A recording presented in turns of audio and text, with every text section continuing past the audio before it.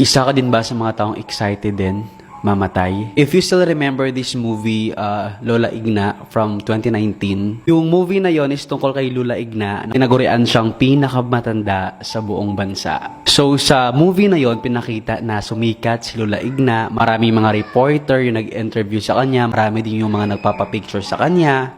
One time, tinanong si Lola Igna sa isang interview na Meron kayong bagay na gustong gawin sa buhay nyo sa tinagal-tagal nyo na po dito sa mundo, ano po yung bagay na iyon?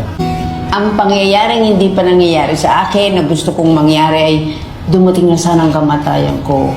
Gusto ko nang So, after niya sabihin yun, walang sumeryoso kay Lola Igna. So, akala nila nagbibiro lang si Lola Igna dun sa sinabi niya.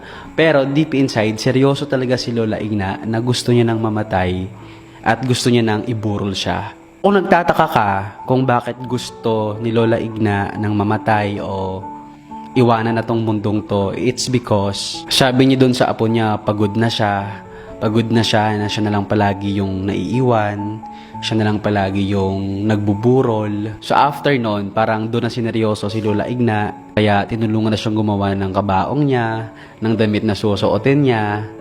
Natuwa siya kasi nga yung mga tao sa paligid niya ay tumutulong para sa burol niya. Ito yung twist sa movie kasi nga yung ending nun, namatay yung apo niya sa panganganak. Tapos naiwan yung bata. Tapos yung apo niya, siya yung nilibing dun sa kabaong na ginawa nila para kay Lola Igna. Parang doon na nakita ni Lola Igna yung purpose niya kung bakit kailangan niya pang mabuhay.